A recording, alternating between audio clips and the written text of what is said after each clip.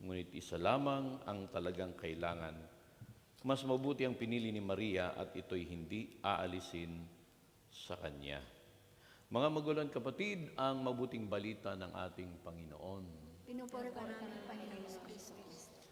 Glory to God, glory to Christ Jesus. Buksan natin, taas natin sa Panginoon ang mga bagay na ating daladala.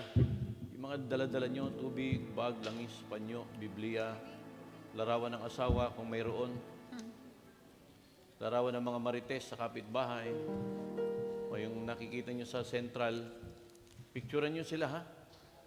Magkipag-selfie kayo, huli ka selfie tayo, kwento kayo ng kwentuhan dyan, selfie tayo. Pag tinanong ka, bakit nakipag-picture? Kasi gusto ko ipagdasal ka para dumating ang panahon na hindi puro kapitbahay yung pinag-usapan, pag-usapan si Kristo na ating Panginoon. Tayo po'y magdasal. Mahal na Panginoon, minsan pa sa hapong ito, kami dumudulog sa inyo, Panginoon. Kami po'y wala ng ibang aasahan kundi ikaw lamang. Wala na kaming ibang tatakbuhan. Sa gitna ng problema, Panginoon, ikaw lamang ang aming inaasahan. Dalangin namin pagpalain po, Panginoon, ng mga bagay na itinatas ng aming mga kapatid, ang tubig, langis, panyo, Biblia, ang larawan ng kailangang mga mahal sa buhay. Lord, alam namin, Panginoon, ang kailangang mga prayer request, ngayon pa lamang, pag-akyat pa lamang nila, Panginoon, sa simbahang ito ay answered prayer na po sila, Panginoon. Amen. Salamat po, Yahweh, sa iyong kabutihan, sa ngalan ni Kristo Jesus. Ang lahat ay magsabi ng Amen and Amen. Kumusta na kayo? Thank God, I am blessed, happy, and prosperous talaga. Magaling na, mayaman pa, matalino, matuwid, marangal, wagas ang pag-ibig, malaya, payapang kalooban, maginhawa at matagumpay.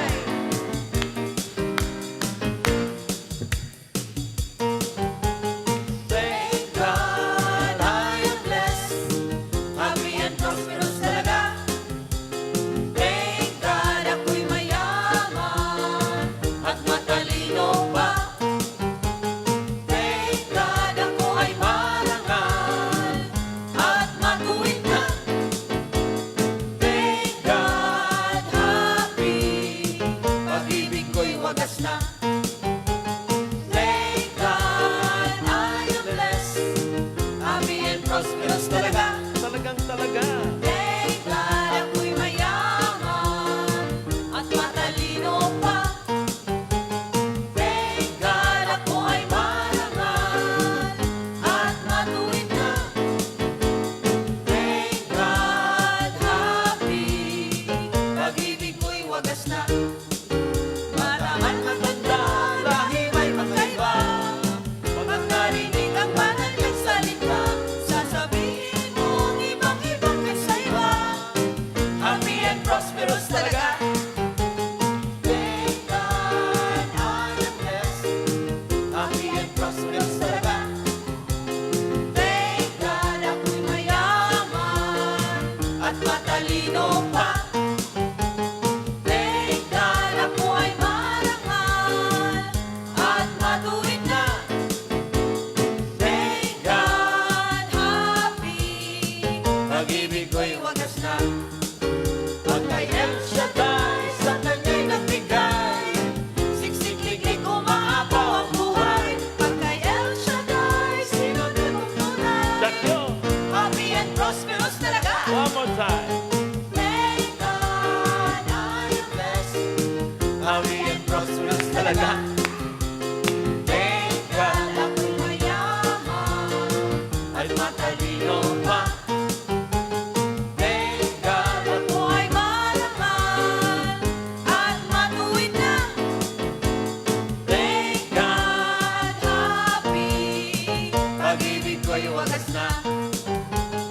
Thank God, I am blessed, happy and prosperous talaga. Amen. Thank God, ako'y mayaman at matalino pa. Thank God, ako ay marangal at matuwid na. Thank God happy, pag-ibig ko'y wagas na. happy and prosperous talaga. Happy and prosperous talaga. Thank God, I am blessed.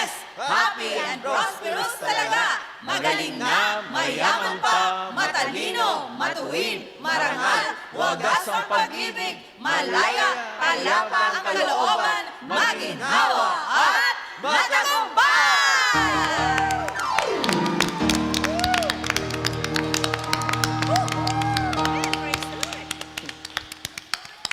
Pwede na kayong maupo. Sino may mga bago rito? May bago tayo, no?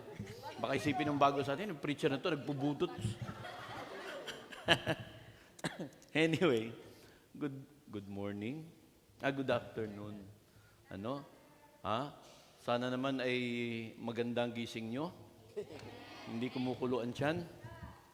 Ano? Sabihin mo sa iyong katabi, maligayang Pasko. Maligayang Fiesco! Unahan lang yan eh. Pag binati niyo yung katabi mo, ibig sabihin yung binati mo, yung unang bumati, siyang bibigyan mo ng regalo. Eh kung sabay kayo, di magbigayan kayo ng regalo. Amen? Ha? Malapit na Pasko. Pero, alam niyo na, ang balita sa atin, kahit medyo katapos ng bagyo, ang ating mga kapatid sa Cebu, medyo sobra, naapektuhan sila. Sabi ko sa Lord, tama na. Kumbaga matatapos na lang ang taon eh. Mukhang tuluyang bukuhin yung mga dapat bukuhin.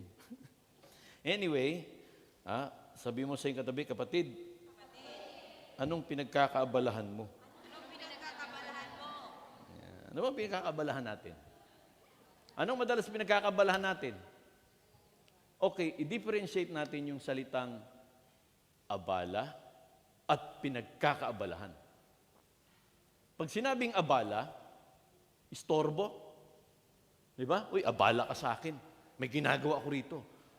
Samantalang ang pinagkakaabalahan, ibig sabihin nun, importante yun. May ginagawa kang may kabuluhan. Pag sinabi mo sa katabi mo, abala ka sa buhay ko. Kumbaga sabi ko ba, toxic ka. No? Toxic ka, talagang hindi ka natutulong sa buhay ko. Pero pag sinabi mong ikaw ang aking pinagkakaabalahan, ibig sabihin, binibigyan kita ng importansya. Now, ang ating ebanghelyo mga kapatid ay tungkol sa dalawang magkapatid na alam naman natin to, si Marta at si Maria. Actually, tatlo silang magkakapatid. Si Marta, si Maria at si Lazaro. Yes. Alam natin yung nangyari kay Lazaro. Si Lazaro ay namatay at binuhay ng Panginoon. Now, sobrang magkakaibigan to ang tatlong ito at ang ating Panginoon. Very close sila. Nung ako'y na-assign sa Israel, napuntahan ko yung bahay nila ni Marta at ni Maria sa Bethany. Ang Bethany, mga kapatid, kung ganito distansya, alam mo, ito simbahan, ito ang Bethany, matatanaw mo na yung Jerusalem. Kasi malapit sa Bethany, yung Garden of Olives. Tandaan yon. Kung saan doon nagdasal at humingi ng tulong ang Panginoon sa Diyos. Sabi niya, Alma, pwede mong palagpasin mo to. Garden of Gethsemane. So, nung Holy Week, inabutan ng Holy Week doon sa Holy Land, siyempre, tayo mga Katoliko, meron tayong tinatawag na palaspas. So, lahat ng mga Pilipino roon, nagkaroon ng pilgrimage kasi naka-base kami sa Tel Aviv. So, pupunta sa Jerusalem. Nagkaroon kami ng pilgrimage, pumunta kami sa Jerusalem para sumama sa palaspas. Lahat ng Kristiyano, lahat Katoliko, whatever na, basta pag inaalalang palaspas, nakikita-kita. At ang tagpuan namin ay doon sa bahay ni Marta at Maria. Alam niyo, natakot ako. Alam niyo ba, binaba kami kasi nakabus kami. Ibanaba kami ng bus sa lugar na kung saan may moske. May moske. Alam mo, pag sinabing moske, yan, lakad kami. Ito mga alam mo, ako lang mag-isang lalaki doon. Lahat sila puro mga sister. Ito mga sister, matagal na sila sa Israel, puro mga turista. Turo ng turo, ganun. Yun o, kita mo yun. Yun o. E ako naman, napansin ko, request ng simbahang Katoliko na maglagay ng mga tawag ito, ng mga pulis ng mga Hudyo para sa pagdaan ng palaspas. Ay siyempre, dahil may mga pulis at may mga membro ng Islam, teka muna. Alam mo naman yung Islam, yung Palestine, tsaka mga Hudyo, Hindi sila magkasundo. Eto na. Yung mga pulis, nasa kabila. Yung mga Muslim nandito. May mga bato sila, yung mga pulis na may mga panangga. Ngayon, yung pupuntahan pala namin bahay ni Lazaro, nila Martha at Maria, dadaan kami. Kasi parking lot yan, parking lot. Yung mga Muslim, dumaan kami sa gitna. So yung mga sister, sumisigaw na ako, mga sister, ano ba kayo? Bilisan nyo at baka magbatuhan ito. Lakad kami lahat, ang haba, isang pila, nasa kanan yung mga pulis, nasa kaliwa naman yung mga Muslim. Sabi ko siyang naghahangad ng pagkupkup ng katas-taasan. Naglakad kami. Ito yung mga sister, parang wala lang sa kanila. Okay lang, normal na sila kang ganun. Pagkalagpas namin, saka nagbatuhan. Naku, sabi ko, Lord, salamat. Hinintay mo nang kami ay makadaan, mga Pilipino. Kasi ako lang ang lalaki, sila puro babae. Tapos pagdating namin sa bahay nila Martha, di malapit sa mga olive trees, may nakalagay doon, do not pick. Do not take the branches. Alam mo na, mga Pilipino dumating, isang sanga na kalbo. Kahit sinasabing bawal. Ewan ko ba, ba't ganun? Bakit ganun sa atin tayong mga Pilipino? Pag bawal, nababasa naman nila, English naman. Kaya lang, iba talaga, in Hebrew, nasulat. Pero nakalagay doon, do not pick the branches. Ay, Sus Maria Josep. Lahat, isang sanga na ubos. Isang sanga na ubos yung mga olive leaves. Talagang nagpaganyan-ganyan. Sabi ko, akala ko ba bawal? Sabi ng mga Pilipino, well, Pilipino. Sus Maria Josep. Ay, nako. Pero alam niyo maganda yung ano. Kasi ginawang, yung bahay nila ay, of course, pinangangalagaan ng simbahang Katoliko. Sana makapunta rin kayo. Sino gusto pumunta ng Israel? Huwag kami galala, peace talk na. May ceasefire na, wala nang lumilipad na rocket. Yung kwento sa akin ng isang ka-prayer partner natin doon, yung bumabagsak daw na rocket na galing ng Iran. O, Iran ba? Iran. Sinlaki ng bus. Oh, pero yung galing sa kabila naman, sa norte, sinlalaki daw ng poste, ng kuryente.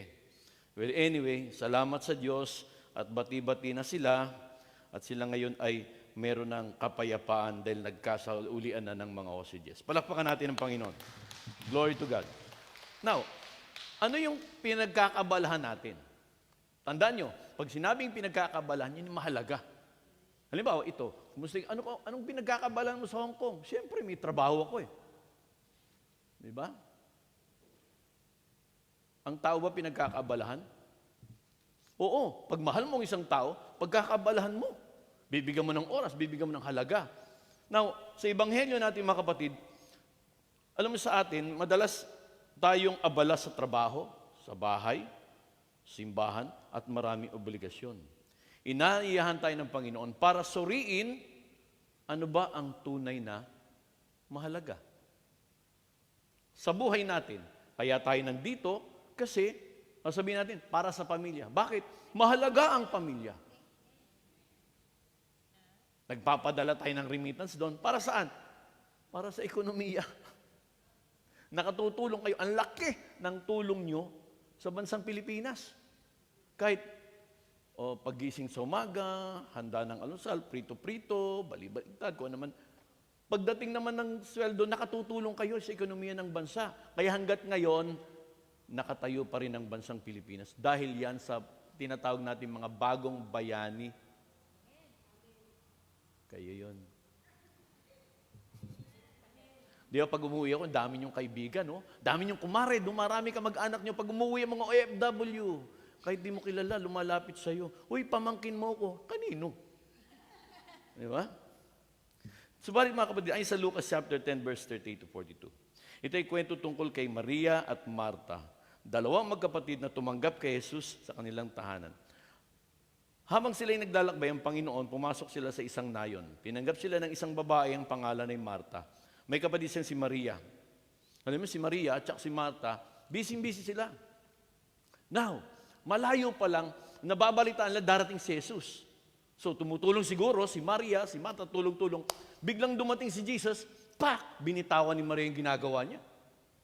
At si Martha nagulat na lang, saan ka pupunta? Bigla siyang iniwan. Ikaw ba naman, magkatulong kayo, halimbawa, pareho kayo nagluluto, biglang iniwan ka, hindi ba sasama ang loob mo? Siyempre sasama ang loob mo. Magkasama kayo, pareho kayo ng bahay, pareho kayo ng pinagtatrabuhan, tapos bigla ka na lang iniwan. Ganun ang naranasan ni Martha. Si Maria ay naupo sa paanan ng Panginoon at nakinig sa kanyang salita. In those days, mga kapatid, sa Palestine, kapag ang isang tao ay naupo sa paanan ng isang teacher, that means ang desire niya ay maging disciple ni Christ. Ang hangarin niya ay maging lingkod ng Diyos. Noon, hindi naman kasi pwede, babae ako. But nang dumating si Kristo, He opened up the doors para sa mga babaeng naglilingkod at maglilingkod sa Diyos. Noon, hindi bilang ang babae. Pero nang panahon dumating ang Panginoon Kristo, sabi niya, binigyan niya ng pagkakataon ang lahat. Kaya kung ikaw ay narito, hindi ito aksidente. Dinala ka ng Panginoon dito dahil ikaw ay pinili ng Diyos para maging disipulo ni Kristo at maghayag din ng mabuting balita ng ating dakilang Yahweh El Shaddai. Dumating si Jesus sa bahay ni Martha at Maria. Si Maria ay pinili ang umupo sa paanan ni Jesus upang makinig sa kanyang aral. Isang tanda ng pagiging disipulo o tagasunod. Ibig sabihin, kapatid, ikaw nakaupo dyan, it's a sign. Pag sinabi natin disciple, may makaupuan dito. Ayan. Pairam tayo ng upuan. Ito maganda dito, may upuan. Okay. Hindi ako kita ng camera. Hindi. Ang sign ng disciple, ganito. A disciple is someone who sits. Hindi nakasandal. A disciple sits at the edge of the seat. Interesadong nakikinig sa salita. Kasi pag nakikinig ka na ganyan, pero yung nakikinig na disciple, nandun niya sa dulo ng upuan. At interesado yan. Ano ba yung sinasabi ng Lord? Ganon ang disciple. Pero yung lang. Palipasin na lang natin ng oras, tapos mamaya punta tayo central. Ganyan-ganyan lang yan. Pero ito yung sinasabi ng Panginoon. Si Martha ay busy-busy. Si Maria, nakaupo sa paanan ng Panginoon. Nakikinig si Maria sa kanyang aral, isang tanda ng disipulo at tagasunod. Ipinapakita nito ang kahalagahan ng paglaan ng oras para sa Panginoon. Si Martha naman, abalang-abala sa paghahanda. Kaya sinabi niya sa Panginoon, baliwala ba sa inyong pabayaan ako maglingkod ng mag-isa? Lord, nakakaya naman, di ba? Si Maria nakaupo sa iyo. Ako naman naghahanda. Pero sabi ng Panginoon, sabi ni Martha, baka pwedeng sabihin mo kay Maria, tulungan naman ako rito.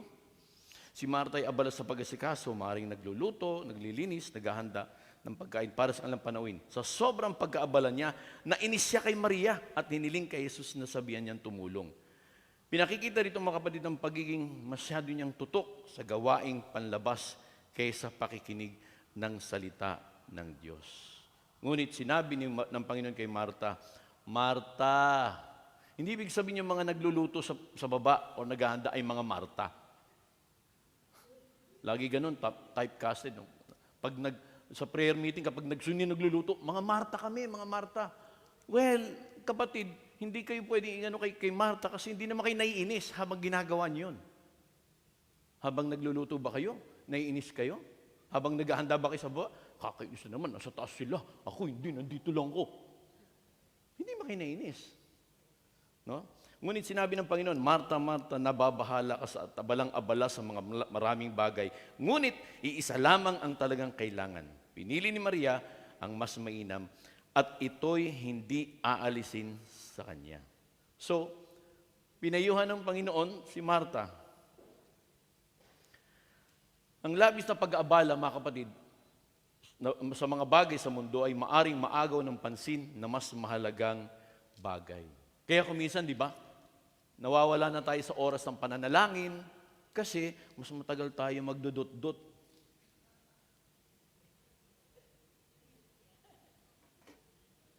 Wala na oras para magnobina, magrosaryo, kasi ang hawak na natin, cellphone, dahil 100,000.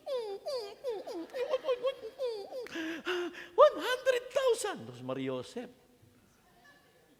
Hindi na tayo nakafocus sa pinakamahalaga. Maganda naman yung teknolohiya. Kumisan nga, nawawalan din natin ma-attend sa prayer meeting, doon tayo central. Bakit? Ito po ang inyong kapatid, nandito ako sa central. Diba? Hindi ka na umahati ng misa. Hindi ka na nagsisimba kasi nandun ka na lang, kablag-blag ka na lang. Kasi may kita na. Ay, Santa Maria, Ina ng Diyos, panalangin mo kay makasal. Lagi yung dinadasal, Lord, kung pwede lang, kaya lang nagagamit na teknolohiya. Alam niyo, sa totoo lang, hindi naman sa ako against. Baga, yung nagla-live tayo ng ganito, kasi tinuturuan namin kayo na maging tamad. Hindi na kayo pupunta sa simbahan, dyan na lang kayo. Buti sana kung nanonood lahat. Nagluluto, hindi ka naman nakafocus, kung masunog, sisihin mo pa kasi nanonood ako Kaya nga hindi dapat ma-divide ang ating atensyon. Kung magluto ka. Kung magsasamba ka, umalis ka sa bahay mo, pumunta ka sa simbahan, at magpuri ka kay Yahweh El Shaddai. Hindi masama yung teknolohiya. Hindi masama mag-live. Kaya lang, ang tingin ko lang, opinion ko lang ha, huwag naman kayo masasamaan loob ha, umalis kayo sa bahay nyo, pumunta kayo dito sa St. Joseph. Hindi kayo kausap ko. Ang kausap ko yung nandito nanonood. Total, nakaharap din naman itong camera to sa akin Kakausapin ko na to. Tapatan tayo. Nakakapakinig ka ba talaga ng maayos? O hindi? Sige no. Kuminsan nga, nagsasayahan na kami nito. Ikaw naman.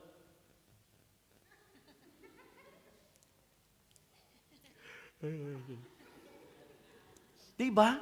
Hindi nakatutulong. But then, nandyan na yan. Sana naman, kapatid. Huwag lang ikaw kapapanood. Umalis ka. Umahanap ka ng day off mo. Kung saan may day off, puntahan mo ang gawain ni Yahweh El Shaddai. Nahaago kasi yung pansin, yung halaga ng salita ng Diyos. Hindi ka tuloy nakafocus. Ang pakikinig sa Diyos. Pinuri ni Jesus si Maria dahil pinilin to ang mas mainam. Yung kaabalahan mo, maganda yan. Mahalaga yan. Pero mas may mahalaga. Di ba? Dalawa yan Yung pag sinabing abala ka, istorbo ka. Pinagkakabalahan mo, importante yan. Pero sinasabi ni Jesus dito, may mas mahalaga. Alin? Ang pakikinig ng salita ng ating Panginoong Jesucristo. Makinig sa kanyang salita at hindi kailan mawawala sa kanya. Kayo hindi kayo mawawala kasi may oras kayo ng day off. Kaya, sis, yung bago, huwag niyong sayangin ng ganito. Bakit? Ang pakikinig ng salita ng Diyos ay nagbubunga ng biyaya, kagalingan, at kalakasan galing kay Yahweh El Shaddai. Si Marta naman ay hindi masamang tao. Sino ang masamang tao si Marta? Siya ay mapaglingkod, masipag, at may malasakit. Diba? Kayo'y naglilingkod, may malasakit, nag-aalaga. Hindi lang tao, pati aso. Nag-aalaga. Lahat ginagawa nyo, tinutulungan nyo. But then, mga kapatid, kagaya ni Maria, mga kapatid, ay kagaya ni Marta, huwag nating kalilimutan, kapag sumobra tayo sa trabaho, nakakaligtaan natin ang mas mahalaga, ang pakikinig sa Panginoon. Brad, hinangalang oras ko para mamasyal. Hindi pa katapos. Wala namang bawal mamasyal. Ako, sa totoo lang, 12 years ago, nandito ko sa Hong Kong, kasama ko sila Sister Joby. Yan, dito pa. 2013, nandito ako. 2013, 25th anniversary. Ngayon, maghahanda na naman tayo para sa 37. Oh, hallelujah. Noong nandito ako noon, tagal-tagal ko rito, 12 years ago, ni minsan hindi ako nakarating ng Disneyland. Hindi nga. Kasi, pagkatapos ito, punta sa opisina, mag-aayos kami. Abutin na kami ng gabi. Araw-araw. Hindi importante sa akin si Mickey Mouse. Oo, napanood ko niya nung bata pa ako. Pero kapatid, tandaan natin, hindi si Mickey Mouse ang magbibigay sa atin ng buhay.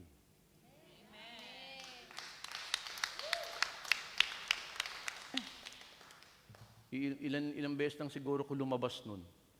Pagkatapos ng ayusin yung mga may kakatok. Brad, labas tayo.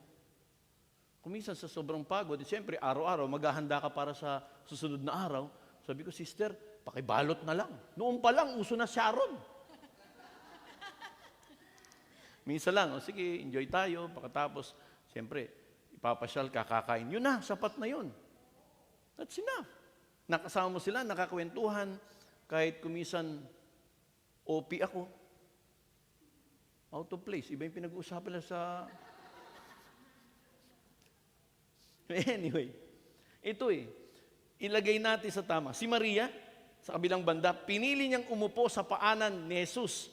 Mas pinili niyang makinig muna kaysa kumilos agad. Sa ating buhay, tayo ba'y si Marta, na laging abala, o si Maria na handang tumigil upang makinig sa Diyos? Paano ka makakapakinig kung ikaw'y namamalansya? Brad, napapanood ko naman, naintindi naman pinagsasabi ko rito? Hindi. Ay, may headphone ka, nasunog yun. Naku. Nagalit ka patuloy sa kalbo. Mas maganda, iwan mo muna yan, yung ginagawa mo. Or mag-ano ka ng sige, i-off mo muna.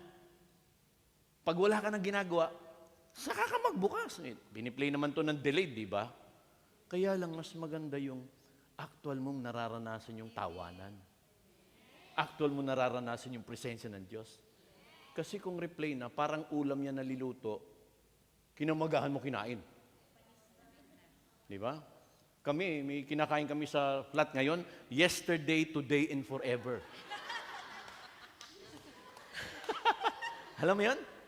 Yung yesterday, yung kinain namin nung, halimbawa, mamaya, kahapon ay Thursday. Binala namin. Yun ang gagawin naming almusal, yesterday. Yung linuto ni sister na bago, today. Yung kanin, forever.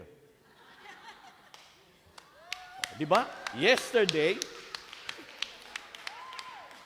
today, pati pagkain. Yesterday, today, and forever. The Word of God pa rin yun. Ang Diyos, yesterday, today, and forever. Hindi nawawala ang salita ng Diyos sa buhay namin. Dapat sa atin din, huwag mawawala ang salita ng Diyos. Araw-araw nakatanim sa ating puso ng salita ng Diyos ang nagbibigay sa atin ng buhay at kalakasan at tagumpay. Huwag natin din kalilimutan mga kapatid, hindi naman masama ang maglingkod, pero mas mahalaga yung makinig. Sa totoo lang. Pag maaga ko, noon maaga kami dito, maaga sa Saikong, maaga kami. Kasi inaabangan ko yung sharing. Kanina nakinig ako ng sharing, mas maganda pinapakinggan yung mga patotoo. Bakit? Yung mga nagpapatotoo ngayon, sinasabing, totoo yung nga yung pinangangaral mo. Mas maigi pa nga, nakikinig lang ako kasi may natutunan ako Kaso kung,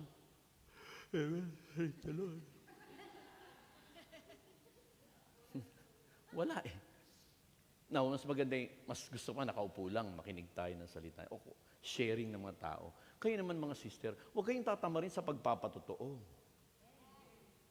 Kasi naghahanap din kami ng buhay na sharing na yung pinaggagawa namin, dito, may nangyayari. Kapag walang nagpatotoo, iisipin ko, may natutunan ba yung mga tao? May natutunan ba sila? Ang ano doon is, may epekto sa buhay. O, tasa ka mga pinagpala. Kanina mahina yan. Sabi ang lakas na sigaw nung sister rito, praise the Lord! Sabi niya, tasa kami pinagpala. Busy-busy sila, may pagkakabalan. Amen. Tasa kami pinagpala. Wow, ang dami nila. Focus yung may camera sa mga tao, ito yung makikita kayo sa Pilipinas. Ngayon, taas sa kamay ang hindi pa nagpapatotoo. Oops. Sabay ganun. Umamin na kayo, umamin na. Taas sa kamay. Isa, 2, 3, 4, 5. O napakarami, sister. Sa susunod na Biyernes, yung hindi pa nagpapatotoo, yun ang tawagin mo.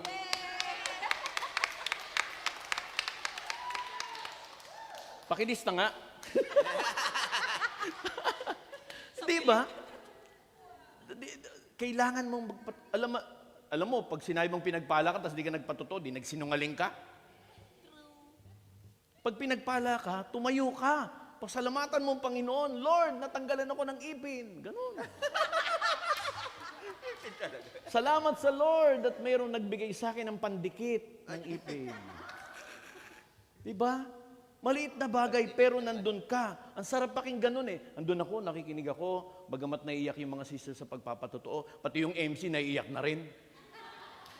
Pero nakikinig ako. Tingnan mo epekto ng salita ng Diyos sa ating mga kapatid. Kahit nahirapan sila dito sa Hong Kong. May tumawag nga sa akin, tumawag ba, nag-chat, tapos may video ng voice niya, umiiyak siya. Brad, pag-pray mo ako. Tinanong ko, nasaan ka ba? Nasa Hong Kong ako, Brad. Worker ako ng Sunday. Nanghihina na siya. Nanghihina siya. Ano kayang problema? Pero sabi kasi magdasal tayo. Pinag-pray ko. Mamaya sabi, Brad, salamat sa oras na binigay mo sa akin. Listen. Oras lang, kapatid. Kapag binigay mo ang oras sa Panginoon, may oras din ang Diyos para sa lahat ng iyong pangangailangan. Ang paglilingkod ay mahalaga, ngunit kung wala ang pakikinig sa Diyos, baka ginagawa lang natin ito ayon sa ating sariling, nating lakas at kagustuhan, at hindi na ayon sa kalooban ng Diyos. Doing God's will is different to doing God's work. Iba yung work sa will. Di ba? What is the will of God? Romans 12 verse 2. Verse 1, I beseech you, brethren, by the mercy of God, to offer yourselves as a living sacrifice, holy and acceptable to God. Sabi ni Paul sa verse 2, huwag na kayong umayon sa takbo ng mundong ito, mag-iba na kayo ng isip upang mabatid nyo kung anong kalooban ng Diyos. Ano ba ang kalooban ng Diyos? Kung anong mabuti, kalugod-lugod sa Kanya, at ganap, malalim yung ganap, tama, mabuti, kalugod-lugod sa Kanya, at tama. So, ang will ng Lord, kung anong mabuti kalugod-lugod sa Kanya, ganap. Ngayon, kung nasagawain ka ng Panginoon, naglilingkod ka sa Diyos, pero hindi mo naman kasundo yung kasama mo sa plat, hindi yun tama. Tatamaan tayo ng... Gawin mo muna yung will ng Lord, which is makipagkasundo ka muna sa Kanya, bago ka muna pumunta at mag-offer ka. Ay. Listen. Pupunta ka sa prayer meeting, pupunta magsisimba ka, tapos naalala mo naman yung employee, masama ako sa employer ko. Bakit ka nun? Binawasan ako. Huwag kang mag-alala. Binawasan ka ng employer mo na kung anong binawas sa'yo, dadagdagan niya ni Kristo kapag nandito ka sa gawain ng Panginoon. Ang tunay na paglilingkod ay dapat nagmumula sa pakikinig sa Diyos dahil dito ang direksyon natin ay tama at ang puso natin ay buo. Pag nakikinig ka, tama yung direksyon mo. May hindi pala ako pwedeng maglingkod kapag hindi pala ako pwedeng kumanta kung nakaaway ko yung aming si Brother Jeffrey. Aba, kasunduin mo. Makipagkasundo ka muna. Bati na tayo, ha? Ito na, siopaw. Marami kasing, patawarin mo ako. Oo, pati natatawad na kita. Ang problema sa nagpapatawad, hindi marunong lumimot. Pinatawad mo na, pero huwag ka nang ulitin, ha? Pinatawad mo na. Nung nagpatawad na, nagkita na kayo, dito ko dadaan sa kabila. Tapos pag nakita mo siya, naku, ito na naman yung epal. Hindi ka nakakapatawad kung hindi mo kinakalimutan yung ginawa sa'yo. Pinatawad mo, pero, ito na naman siya. Pa-epal na naman. Ako, pa-importante. May comment ka. Kung nagpatawad ka, wala na yung comment.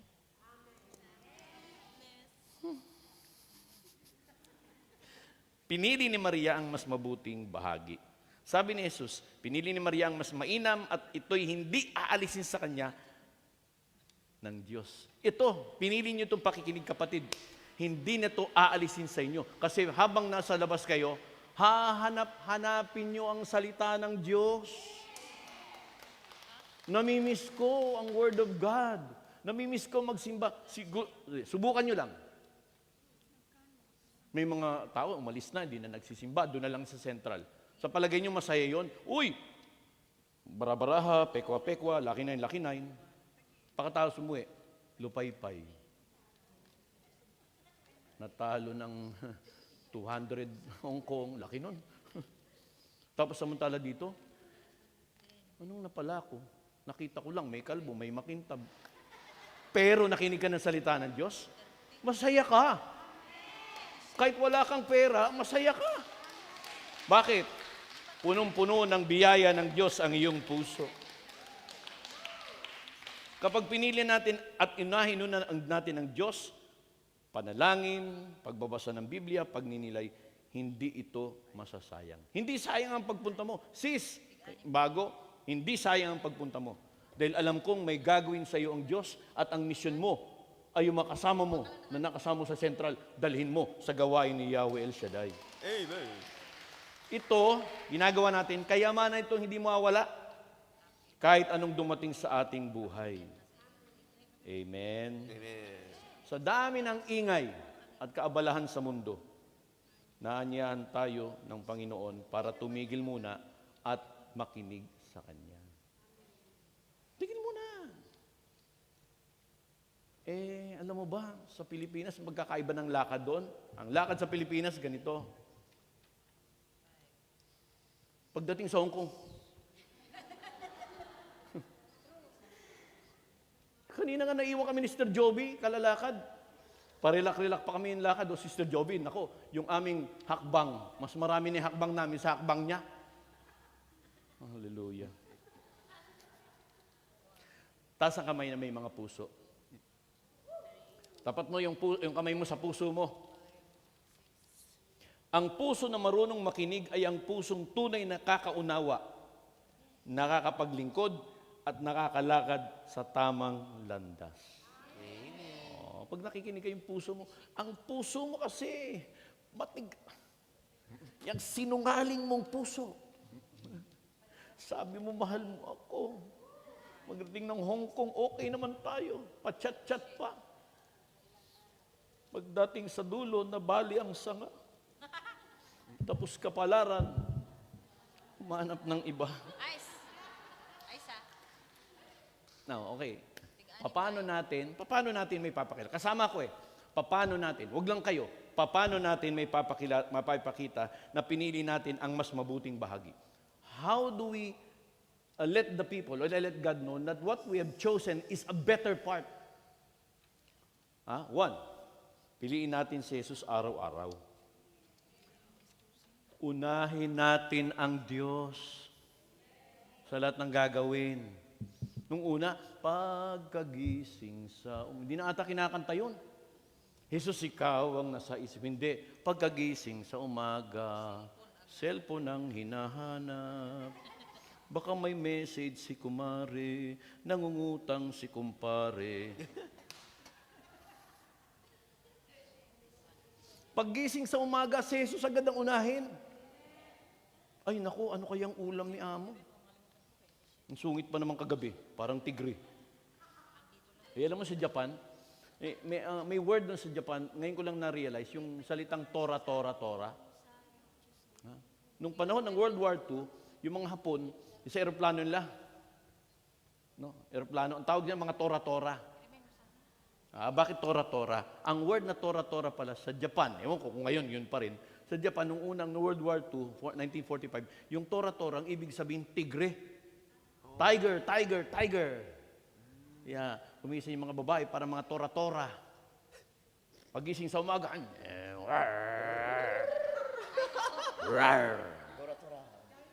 di ba? Okay. Baka lumala, maging leon. Pag lumala, naging dragon. Ako, mahirap. Kaya minsan, di ba? Pag sa Maynila, may mga pamilya ngayon, para bang problema. Kasi pag umuwi sila, buti pa yung aso sumasalubong. Pero yung mga anak, wala. Piliin natin si Jesus. Amen. Choose God. Before mag-asawa, choose God. Amen. May mga dalaga rito, bago ka mag-asawa, piliin muna, unahin mo si Jesus. Amen. Huwag mo munang i-announce kasi pag alam niyo, may demonyo. Naniniwala ba kayo may demonyo? Yes. Oo, meron ha. Pero huwag yung katabi niyo. Hindi yan. Ang demonyo, inaabangan yan sa mga aksyon mo at nalalaman niya lang kung anong sasabihin mo. Halimbawa, si Brother Jeffrey, nagpaplanong mag-asawa na. Hindi mo dapat pinagmamakaihan na mag-aasawa ka. Magugulat na lang, hindi mo, aba, natuloy din? Biglaan. Kausapin mo, Lord, magpapakasal na. Kaya lang ganito, ganyan, Lord, balutin ng banal na dugo ni Kristo ang aming pinag-usapan. O plano mo mag-abroad? Huwag mo munang ibida. Baka mabulilyaso. Kayo lang mag-uusap ng Lord. Huwag muna. Kasi pag pinagkwento-kwento mo, naku, narinig ng demonyo, ganun pala, pupunta ka ng simbahan. Bago ka umalis, sisigaw yung, hey! Hey! Hey! Hey!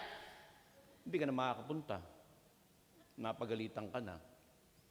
Ang tagaan na sinabi na late ka na sa misa, hindi na lang ako pupunta. Late na ako, pinagalitan na ako ng employer ko. Tapos na. So huwag mo lang sabihin, handa ka na, bis ka na. Pag nakita ng employer mo,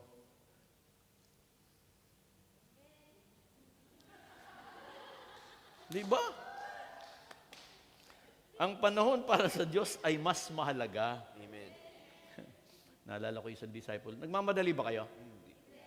Isang disciple namin kasama. Sikat si Brother Gillian. Iba rin namin si Brother Gillian Javier. Si Brother Gillian Javier, nang pinadala sa Japan, mahalin niya ba sa Japanese language na ni Pongo?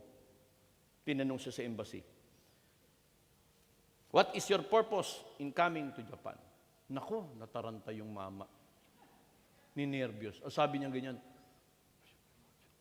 Sabi ng Japanese, uy, religious. Okay, entrance. Tapos. Sa sobrang nervyos nag-antanda, naintindihan ng Hapon. Religious. Okay, very good. Tapos.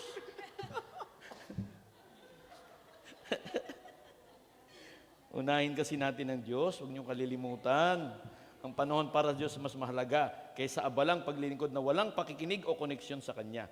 Minsan, kahit sa mabubuting gawain tulad ng paglilingkod, ay nagiging balakid sa tunay na layunin kung nawawala sa tamang focus. Gawin mo na dapat. Halimbawa, kuminsan kasi, yung binding, babinding sila, dapat ang binding one day before sa gawain. Para pagdating sa gawain, okay na. Tapos na laban eh. Kasi doon pa lang sa unang araw, tinapos na. Hindi yung, siyang naghahangad ng pagkukup ng kataas-taasan. Nasa gera na. O dinataranta ka na, hindi mo lang kung nasasabihin mo. Diba? Before the day, kung pupunta ka sa embassy, sa immigration, bago ka lumakad, unahin muna natin ng Diyos. At bigyan natin ng priority ang oras ng Panginoon. And finally, tayo.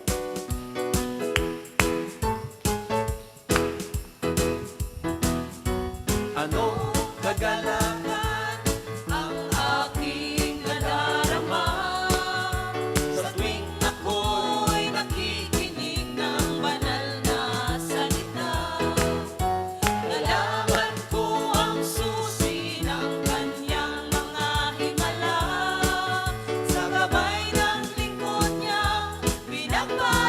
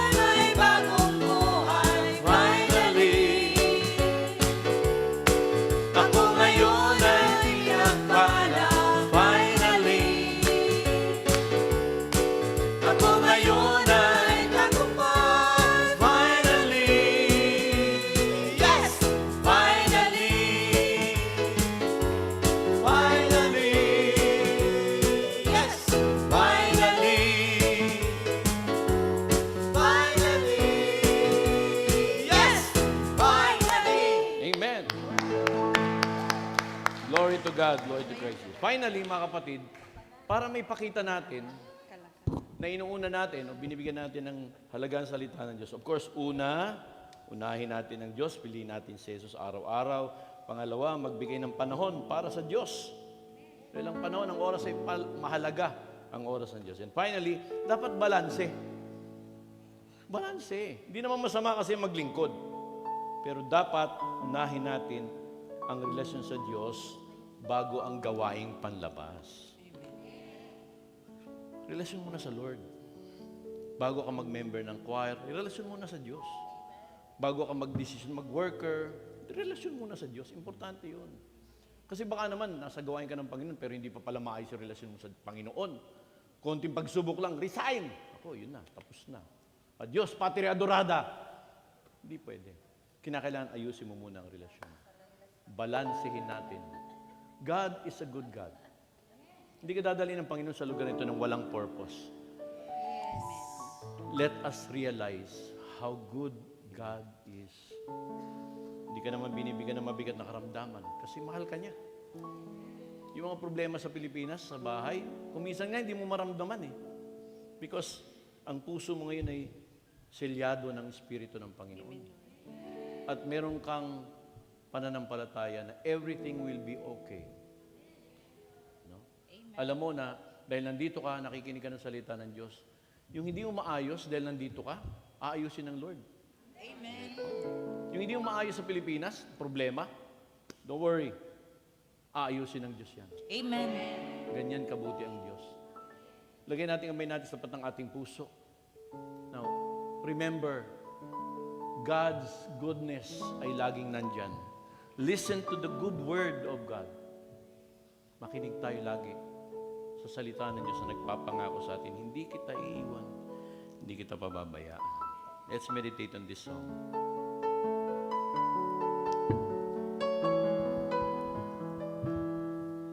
I love you, Lord. Oh, your mercy never fails me. All my days I've been held in your hands. From the moment that I wake up until I lay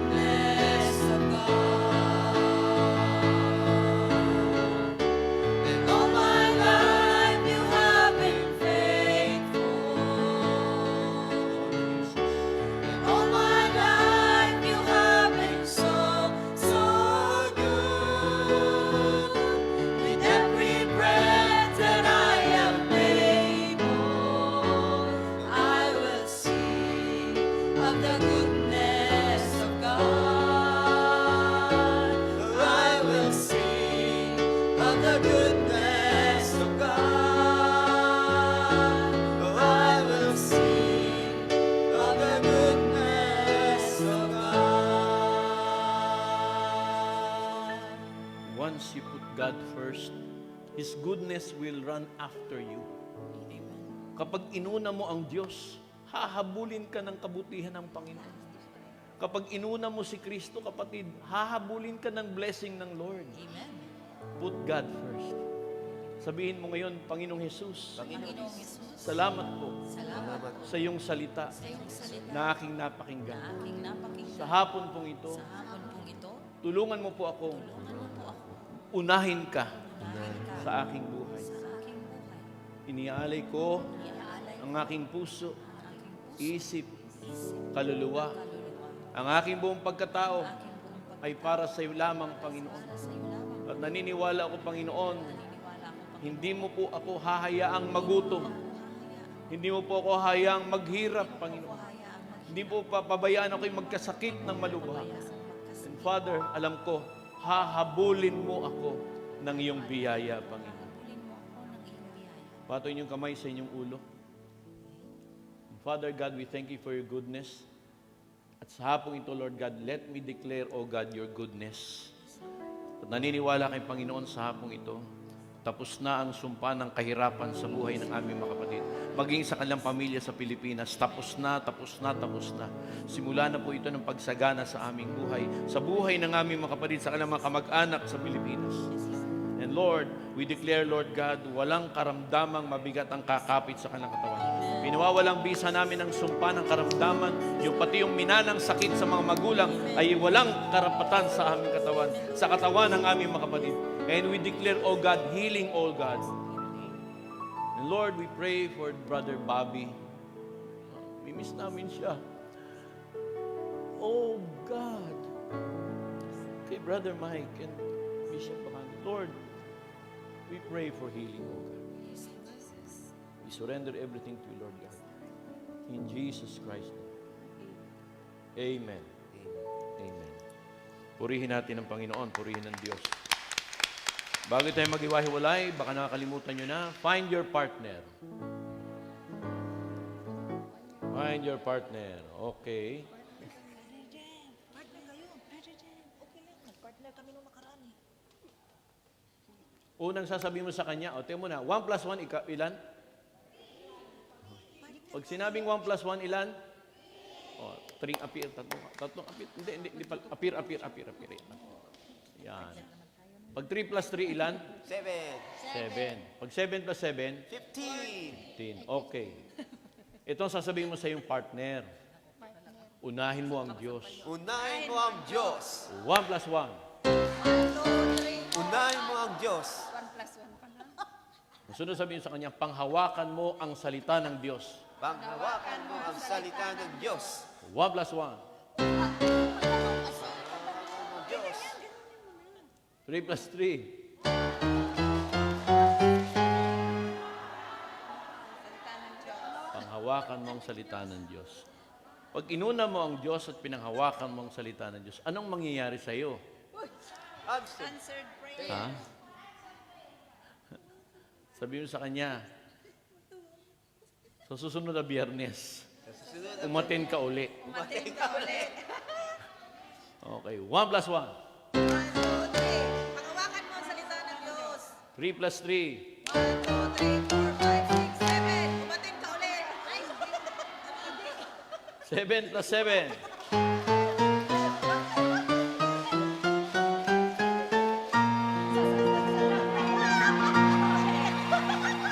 Pangalan ng Ama, ng Anak at Espiritu Santo. See you next week. God bless you. Amen. Maraming salamat, Panginoon.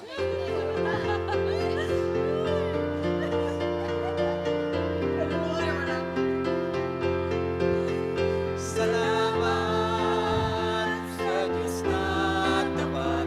Salamat sa Kanyang ingat. Salamat, ibinigay niya si Jesus Cristo. Salamat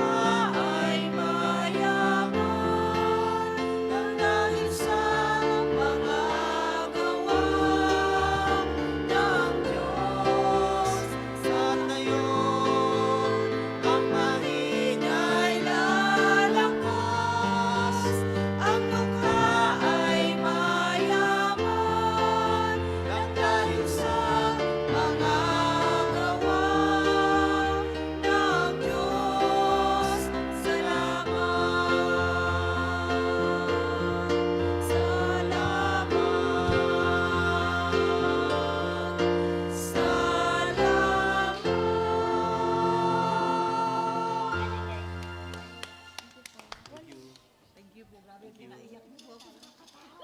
Picture tayo. Ay, hindi pa pa. Announcement. Ano yung announcement? Wala, salmo pa. Picture tayo. Mamaya, magsalmo pa. Ay, magsalmo pa. Nagmamadali.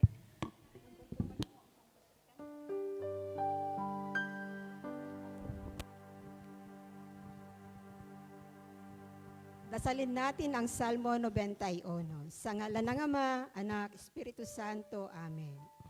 Siyang naghahangad ng pagkupkop ng kataas-taasan at nanatili sa kalinganyon makapangyarihan.